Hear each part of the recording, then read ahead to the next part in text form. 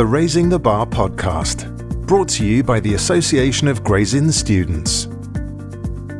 Welcome to the Raising the Bar podcast, where we speak with students, barristers, King's Counsel and judges from Gray's Inn about their journeys to the bar, with the aim of supporting students and aspiring barristers. This year, Raising the Bar recognises the anniversary of 100 years of women at the bar and shines a light on stories of impact, change and leadership in all its forms.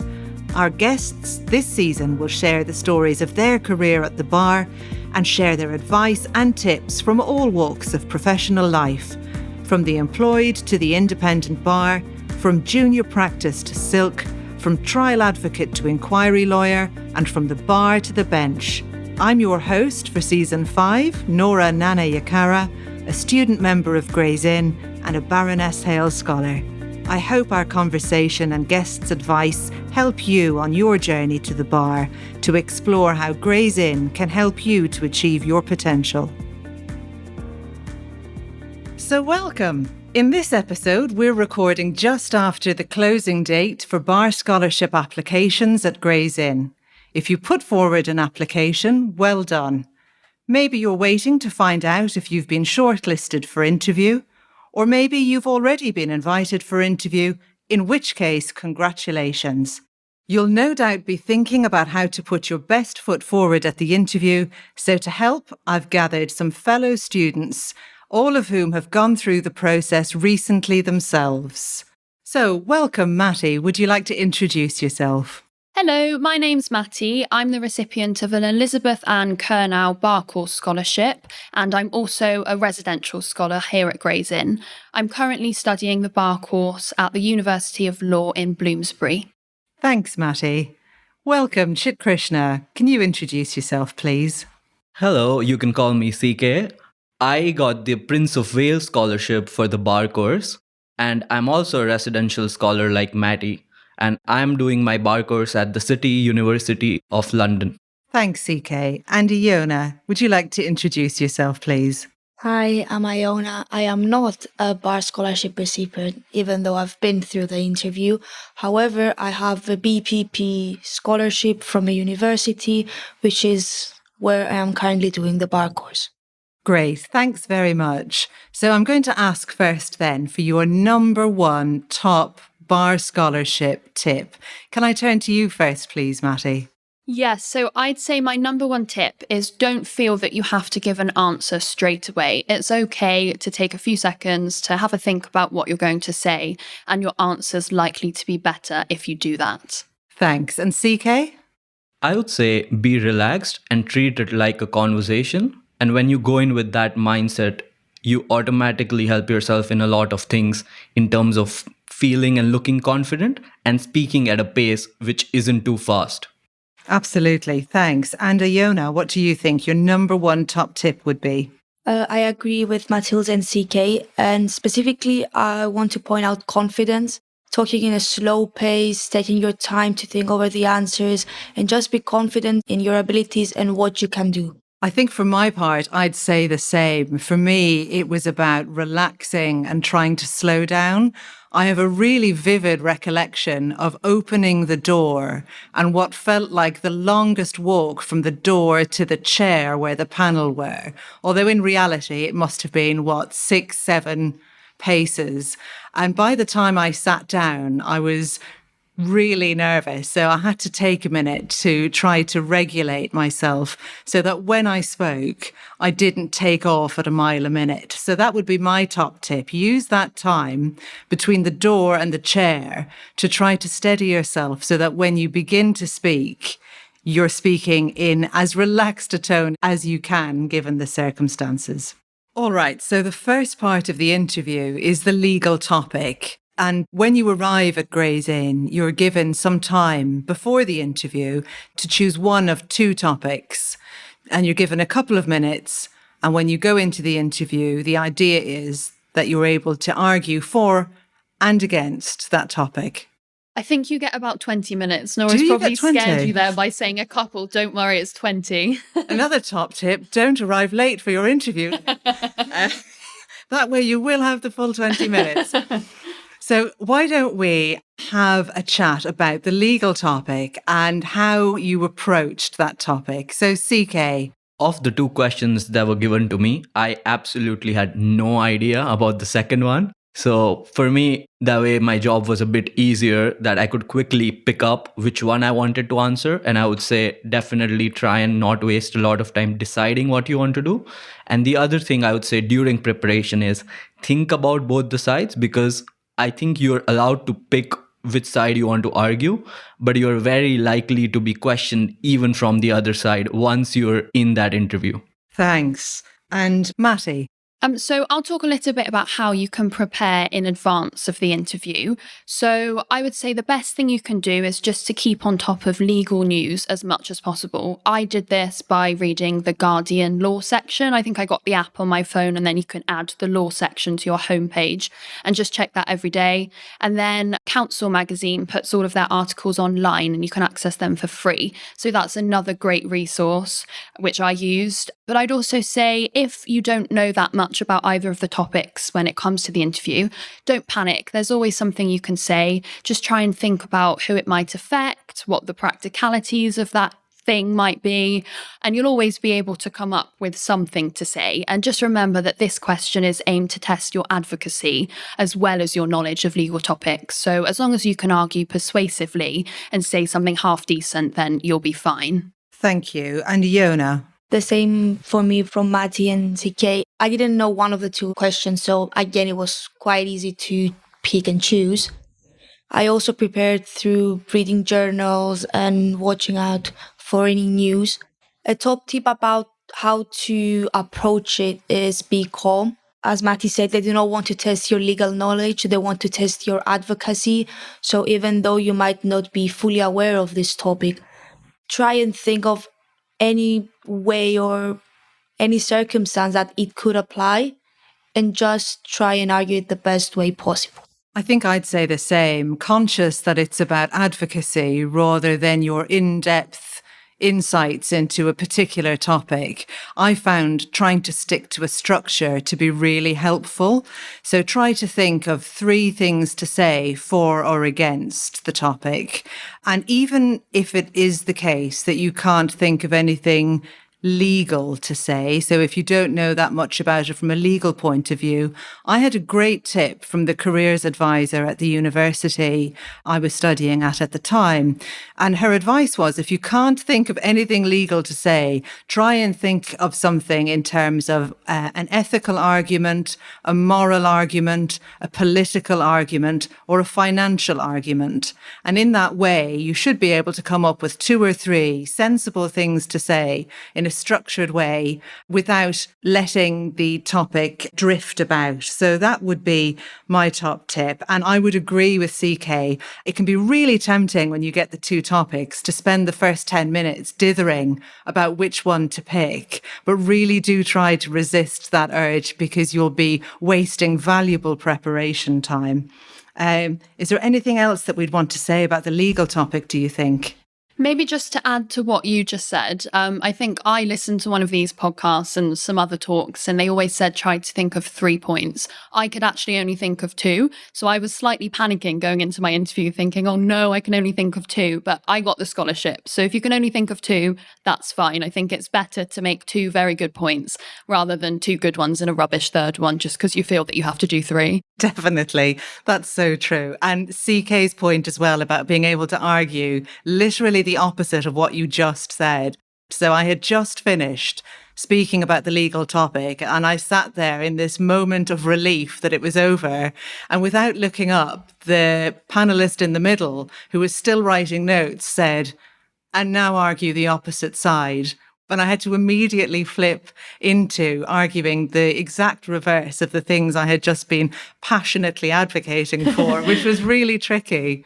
I totally agree with you, Nora. And a similar thing happened to me. And just one thing I would like to add is that if they do challenge you, because once I was making my points, I was challenged on something I had just said, that isn't necessarily a bad thing, and you shouldn't really be flustered because they're challenging you, because that's one of the ways they're testing your advocacy skills, and that is a part of the interview process. So just listen to what they're saying carefully and come up with a response to that. Agreed. I think it's actually more worrying if they don't ask you any questions, to be honest. So it's a good thing. It means you're doing well if they're really testing you and challenging you.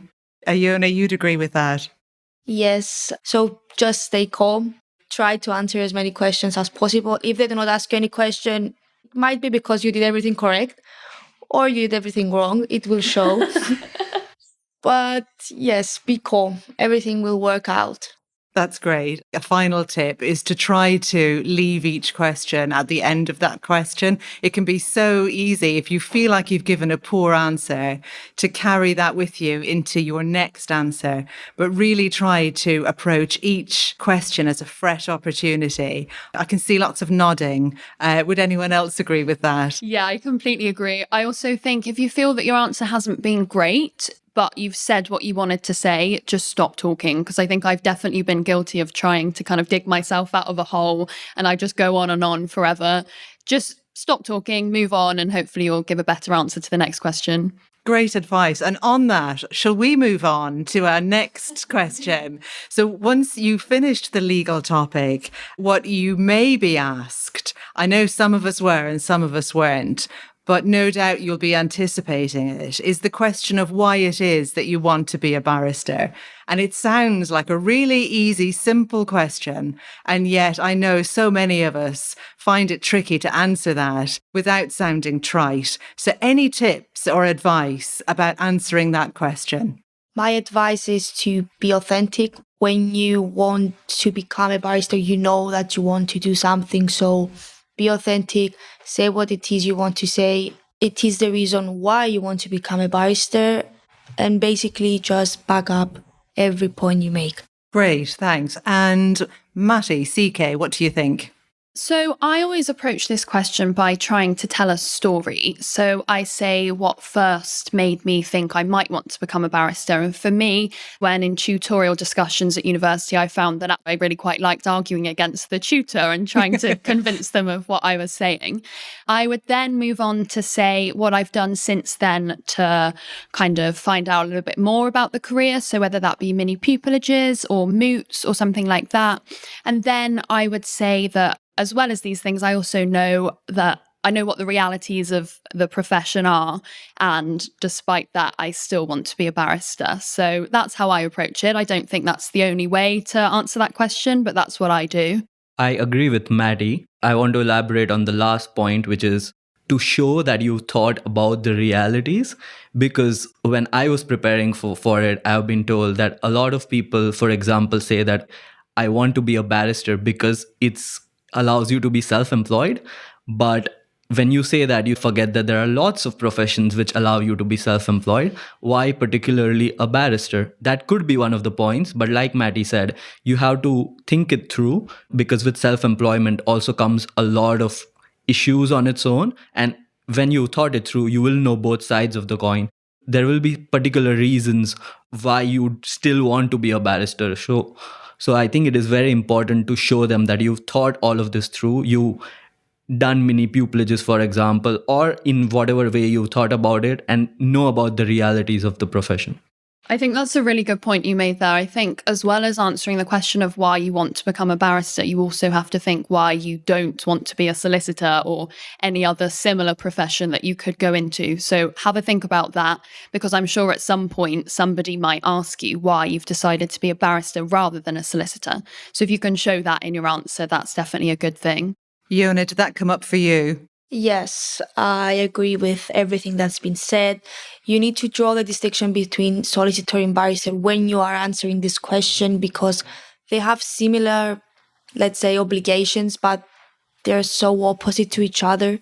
And this is something that I was asked at the interview. You need to have clear in your mind a structured answer, let's say, of why you actually want to become a barrister. Those ring really true for me as well, especially about being authentic and genuine. I remember I took an appointment with the careers advisor at university to practice my interview skills before the interview. And I would really recommend doing that to anybody listening. It was a great way to test some of the things I was going to say, which was just as well, because apparently my initial planned answer to the question of why you want to be a barrister was littered with cliches. And I remember her saying to me that I think I had started by saying that I had a real passion for the law and I relished the something opportunity. And she said to me words I'll never forget, which were passion for the bedroom and relish for a hot dog. And that I should maybe try and focus on actual evidence as to why it is I wanted to be a barrister, which was quite crushing advice, but ultimately really helpful. So I would agree with that. I've always been told to avoid the word passion like the plague when answering questions like this. Good advice. Same. Just show, don't say it. Yeah. That's what everyone told me. Is there anything else actually that you might suggest that listeners should definitely not say during an interview? Yes, I wanted to become a barrister from a very young age. This is the words everyone says. Really? It was my passion from a very young age to become I always knew I wanted to become a barrister. That's not what they want to hear. They want to see evidence of why actually you want to be a barrister. So true. I think being able to demonstrate everything you're saying with evidence rather than just assertion is really important. Anything else you'd recommend people steer clear of? Nothing that I can think of off the top of my head. The only other advice I had was to not reference Rumpole of the Bailey or Suits or anything like that either, which presumably ties to the point about the realities of life at the bar. So we'll move on and perhaps talk next about tips that you have for letting the panel see your personality and being genuine and authentic while still being appropriate. So how much is too much personality to show and how can you do it in a way that's appropriate? I think it's really hard, to be honest. I think really the only way you can make sure you're showing personality is just to be relaxed. And the only way for me that I was able to be relaxed is to do mock interviews, make sure I was as prepared as possible, because then, you know, you're not constantly worrying about what you're going to say next. You can just be yourself and give genuine answers and you'll be able to show your personality. But I think don't overthink it. Don't try too hard to show your personality. If you're relaxed and confident, it'll come out. Thanks. CK? Yeah, I agree with all that. And the only thing I want to add is we all have this picture of a typical barrister in mind, which could be decades old in terms of when the picture was formed or when all of that was true. So I would just say that don't let that put you off or make you think that you have to behave in a particular way or this is how barristers sound like. Because if you try and do that, you're going to sound very unnatural and you're just not going to be yourself. And when you're not yourself, you're clearly not going to be yourself and it's clearly going to be visible in your interview. So I would say avoid that and be yourself and be relaxed. Great. Ioanna, any advice that you'd have for that? I mean, I agree with everything that's been said already. Try to be authentic, be yourself, stay calm. There's never too much personality in a situation like this. When you are too relaxed, let's say, you might portray a character of yourself that you shouldn't. But in these situations where there's an interview, you will never be as relaxed as you plan or you should be. It's striking that balance, isn't it? When you sit down, feel free to take a minute, take a sip of water. It's there on the table and just take a minute to relax so that you can put the best version of yourself forward and appear engaged and interested and motivated. I think it's such a tricky balance to strike. And yet, if you can, I think it'll help you have the best possible interview. Anybody got anything else they'd want to add? I just want to add one thing about helping you feel relaxed. I think they do give you a list of interviewees or the panel of interviewers before the actual interview. And what I did was I just looked them up, all of them, not really to go and research about them a lot, but just to see those faces so that when you go to the interview, it's not unfamiliar faces that you're seeing. And I think even that little bit of familiarity puts you as a bit more ease than you would otherwise be. That's a great idea. I'd forgotten that. They do give you the They do. profile. It kind of panicked me though, to be honest, because I was thinking, why have they sent these? What am I supposed to do with this information? But I didn't do anything with it. It wasn't required. You didn't need to do any research, so don't panic. Same as well. I didn't research anything because I would for sure panicked when I saw like accomplished barristers with all of the things that I didn't mean in front of them in my interview. So it depends on whether it will help you or will stress you more. That's part of the skill, I think, of preparing for an interview, is knowing what will help you and what is just going to make you feel really panicky. So those are some great pieces of advice. In terms then of being your best advocate, of advocating for yourself and putting your best arguments forward, any tips for that? Obviously, you've applied for the interview, you've written your form, you now have this opportunity with the panel to bring some of that to life. How do you pick out the best examples that you have from your experience? So I think with the Bar Course Scholarship interview, and I assume the GDL Scholarship interview as well, they're very focused on the merit criteria. So what I did when preparing for my interview is I looked at the merit criteria and I tried to pick out 1 or 2 examples from things that I've done that best met those. And I had them in mind so that when it came to the interview, I identified, well, I think in fact they actually told me in my interview which criteria they were asking about. And then straight away, I knew which example I was going to give to them. That definitely helped me to feel more confident because I wasn't having to try and rack my brain in the interview to think of what I was going to say. Thanks. Ioanna, what do you think? Like Matty said, there are this criteria, and what I did, I picked out 2 or 3 of those criteria and linked them with any experiences I have, anything that could show how I meet those criteria. And I remember I was asked for every single one of the merit questions. So be prepared for all of them. That's another advice I can give.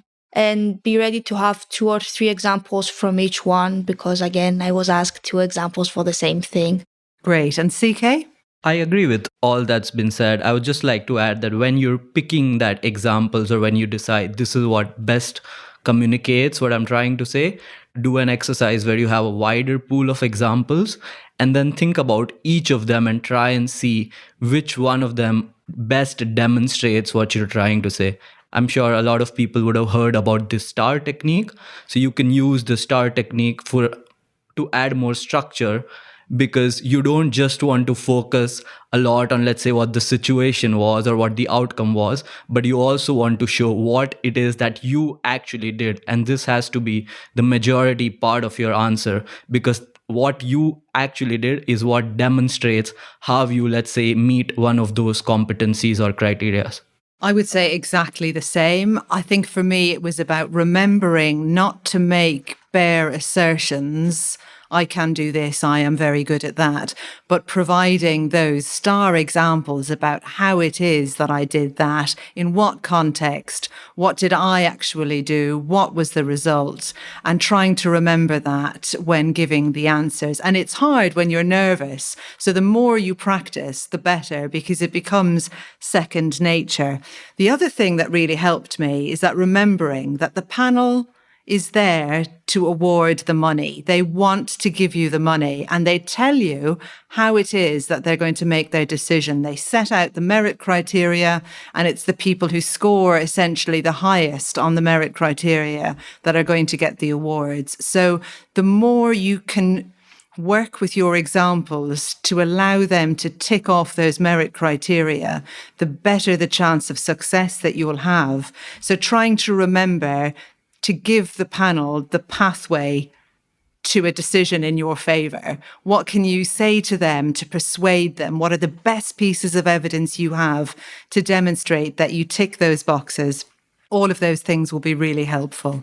Just to quickly add to that, this year Gray's Inn has also released a specific PDF which tells you about the merit criteria in detail, and there is further detail about how exactly is that you're going to be assessed. And this is right there just below the merit criteria on the website, which mentions about the bar scholarship. So I would say definitely go through that 6 or 7 page PDF and read through it carefully, because it will give you a lot more detail and will make the process much more accessible, which is what the aim of this new information in form of a PDF is. Yeah, I think the merit criteria, I can't emphasize enough, is so important that you know it like the back of your hand. And you can even, I know in some of my answers, I really obviously used the wording of the merit criteria. So anything you can do to help them give you points, do it. Absolutely. I think that's so key, isn't it? So mapping against those merit criteria, using the words or mirroring the vocabulary in your own answers, those will all really help reinforce what you're saying. Did you get any pushback on the examples that you gave? So did you have any interventions from the panel about what it is that you said? I know I did. Ioanna, you're smiling. Yes. What kind of pushback did you get? I was asked a lot of questions, specifically on one example I gave. They wanted further clarification. That's challenging. And Matty, I saw you laughing. Did I prompt a terrible memory for you? I didn't have any specific pushback, to be honest. I think I mentioned at one point that I'd recently started working as a clerk in the family court, which is something I didn't put on my form. And I also didn't tick that I was interested in family law. So they did grill me a little bit on that, why I decided to do that and whether or not I was now interested in family law. And I was able to give answers. And they did actually say after that it wasn't an issue that I didn't tick family on the form because they know that we're at an early stage in our career and still developing our interests, but definitely be able and ready to explain why you've chosen to do some specific experiences. Thanks. I would agree with that. I think for me also, one of the key things that I did was to try to identify the weaknesses in my own argument. So if you read back through the examples that you prepare and the star structures that you've used and try and pretend that you are cross-examining on those issues and really ask yourself, what is weak about that example? What's missing? What is potentially shaky about that? And then try and come up with an explanation for why it is. And that really came in useful because I was asked about some of the weaknesses in my application. And I was really glad that I had given it some thought in advance because it meant that I had maybe not an entirely satisfactory answer, but at least I would have some explanation for why, for example, I didn't have much legal experience at that time. Wrapping up then, what do you think people listening to the podcast should be taking away in terms of the final takeaway before they go into that interview? If I go around, we'll do a quick fire. If I could start with you, CK, what do you think your top takeaway for listeners is? I think the top takeaway is to be calm, be structured, and be precise. While being precise is one of those things they tell you about in the written applications, it's equally important when you're speaking to, because you don't want to ramble on when you can say something in a much shorter and precise way. Thanks. And Matty? I'm going to keep my answer very concise. Merit criteria. Nice. Ioanna? Be calm and confident. Excellent. Mine is going to be, I'm afraid, prep. Prepare. And if you can, try and find willing or unwilling victims on whom to practice your interview answers.